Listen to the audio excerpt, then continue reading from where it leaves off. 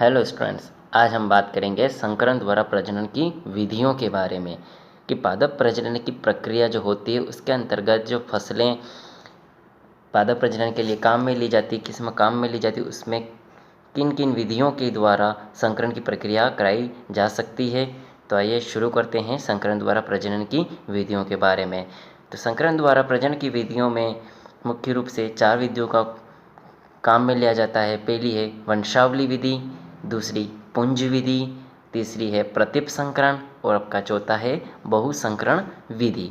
ठीक है, एक एक करके हम इन विधियों का अध्ययन करेंगे। तो सर्वप्रथम आती है हमारे संकरण की वंशावली विधि।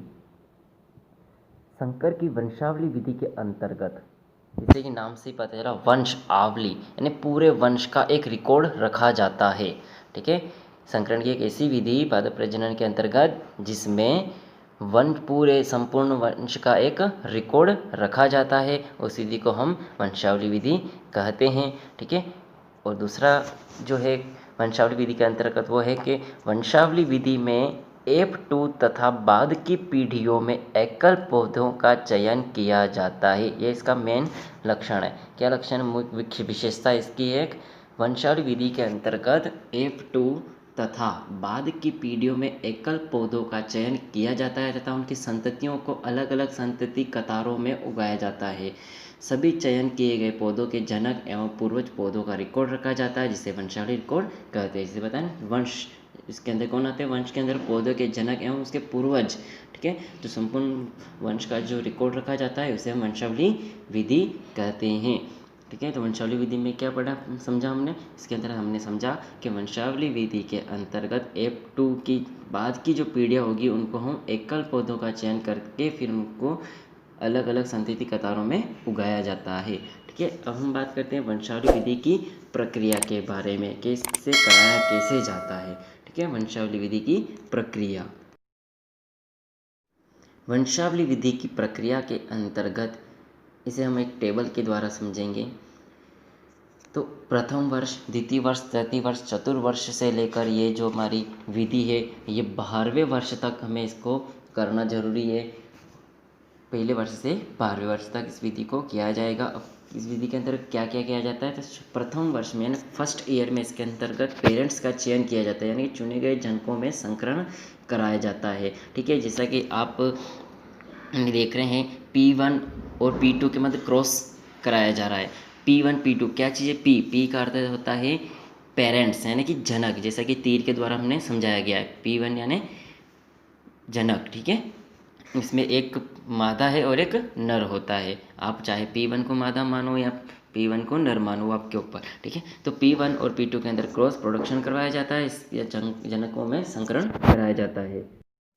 तो प्रथम वर्ष में हमने पेरेंट्स का चयन किया, उनके मध्य संकरण करवाया, जिसके फलस्वरूप हमें F1 पीढ़ी प्राप्त होती है। F1 पीढ़ी हमें द्वितीय वर्ष में प्राप्त होगी। अच्छा, F1 जो हम पढ़ते हैं, F1 F2 F3, इसमें F क्या चीज़ होती है? ठीक है, जैसे कि एरो के द्वारा बताया, F का अर्थ होता है फिलियर अर्थात बेटा। ठीक है, जनकों का संकरण कराने के बाद जो उनकी संतति प्राप्त होती है उसे बोला जाता है फिलियर, या इसका हिंदी अर्थ होता है बेटा। ठीक है, तो सेकंड ईयर में हमें F1 पीढ़ी प्राप्त हुई। F1 पीढ़ी के पौधों को समुचित दूरी पर उगाया जाता है, जिससे अधिक से अधिक F2 बीज प्राप्त हो सके। अच्छा, समुचित दूरी रखनी है। अब हमें जो F1 पीढ़ी प्राप्त हुई उसको क्या करना है? एक उचित दूरी पर उसको उगाना है। अगर उचित दूरी पर नहीं उगाएंगे, पास पास उगाएंगे, तो इससे हमें नुकसान होगा। क्या होगा? पौधे पूर्ण रूप से बड़े नहीं हो पाएंगे और अधिक से अधिक हमें F2 बीज प्राप्त नहीं होंगे। ठीक है, इसलिए F1 पीढ़ी के पौधों को समुचित दूरी पर उगाने से हमें F2 बीज अधिक से अधिक मात्रा में प्राप्त हो सके, ऐसा करना है हमें। ठीक है, फिर हम बात करते हैं तृतीय वर्ष की, अर्थात तृतीय वर्ष में हमें कौन सी पीढ़ी प्राप्त होगी? F2। ठीक है, इसमें ध्यान रखने की वाली बात है, द्वितीय वर्ष में F1 पीढ़ी प्राप्त होती है, तृतीय वर्ष में F2 आएगी। ऐसा नहीं तृतीय वर्ष में F3 लिया हो आप। ठीक है, तो ईयर को नहीं देखना है हमें, ईयर को के अनुसार चलोगे। तो प्रथम वर्ष में हमने पेरेंट्स का चयन किया था, द्वितीय वर्ष में हमें पेरेंट्स का चयन करने के बाद F1 पीढ़ी प्राप्त हुई, और थर्ड ईयर में तृतीय वर्ष में हमें F2 पीढ़ी प्राप्त हुई। अब यहाँ से हमारी वंशावली विधि स्टार्ट होती है। हमने क्या पढ़ा था? F2 तथा बाद की पीढ़ियों में एकल पौधों का चयन किया जाता है। ठीक है, F2 और उनके बाद की जो पीढ़ी है उसमें एकल पौधों का चयन करके उनको संततियों को अलग अलग कतारों में उगाया जाता है। तो हम बात करते हैं तृतीय वर्ष F2 पौधों को 2000 से 10,000 समुचित दूरी पर उगाते हैं। यानी F2 पौधे, यानी 2000 से 10,000 पौधों का आपको चयन करना है, उनको समुचित दूरी पर उगाते हैं। इनमें से 100 से 500 उन्नत लक्ष्य प्रारूप वाले पौधों का वापस आपको चयन करना है। आपने उगाए लगभग 2000 के आसपास आपने पौधे उगाए, इनमें से केवल 100 या 500 पौधों का जो उन्नत किस्म वाले पौधे हैं उनका आपको चयन करना है। और फिर चौथे ईयर में, चतुर्थ वर्ष में आपको प्राप्त होगी F3 पीढ़ी। F3 पीढ़ी के साथ क्या करना है आपको, चयनित पौधों के बीज से एकल पादप संतति उगाई जाती है।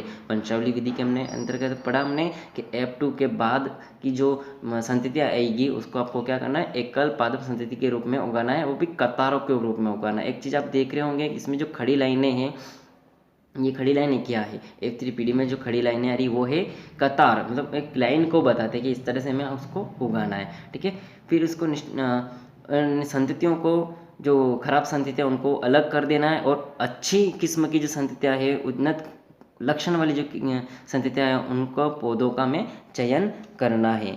ठीक है, अब बात करते हैं 5वें वर्ष के बारे में। 5वें वर्ष में आपको F4 पीढ़ी प्राप्त होगी, यानी F4 संतति आपको प्राप्त होगी। F4 के अंतर्गत क्या करना है, F3 की क्रिया को दोहराया जाता है। यानी कि जो चौथे वर्ष में हमें F3 पीढ़ी प्राप्त हुई थी, उसमें हमने क्या किया था, उनको एकल पादप संतति के रूप में उगाया था, तो वो की भी प्रक्रिया आपको F4 के अंतर्गत करनी होती है। 5वें वर्ष के बाद हम बात करते हैं छठे वर्ष की। छठे वर्ष के अंदर आपको F5 जो पीढ़ी प्राप्त होगी, उसको अब आपको 1 से 3 कतार के रूप में उसको उगाना है। जैसे कि एरो के द्वारा मैंने समझाया गया है कि जो खड़ी लाइनें हैं वो 1 2 3 1 2 3 के रूप में बनी हुई, एक समूह के रूप में बनी हुई, अर्थात एकल पादप संतति को अब 1 से 3 की कतार में उगाया जाता है। अच्छी संततियों में से अच्छे पौधों का चयन किया जाता है, और उन्नत व समरूप संततियों की कटाई पुंज में की जाती है, एक बल्क के रूप में उनकी कटाई की जाती है।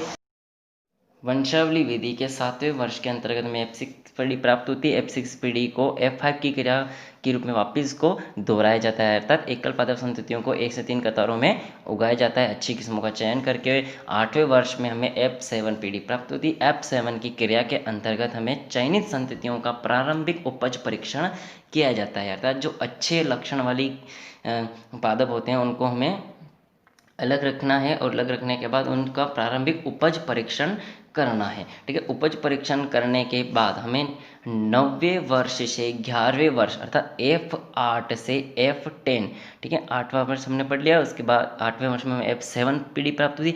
अब बात करते हैं 9वें वर्ष से लेकर 11वें, यानी 9वां 10वां और 11वां 3 वर्ष के अंतर्गत हमें 3 पीढ़ियाँ प्राप्त, कौन कौन सी, F8 F9 और F10। ठीक है, 3 वर्ष में 3 पीढ़ियाँ प्राप्त हुई, F8 से लेकर F10। इन F10 तक की जो हमारी पीढ़ियाँ हैं उनको हमें उपरोक्त परीक्षण में मानक से उन्नत संततियों को समन्वित उपज परीक्षण में लगाया जाता है। ठीक है, इनको एक समूह के रूप में, कतार के रूप में, 3-3 की कतार के रूप में उनको उपज परीक्षण के लिए उगाया जाता है।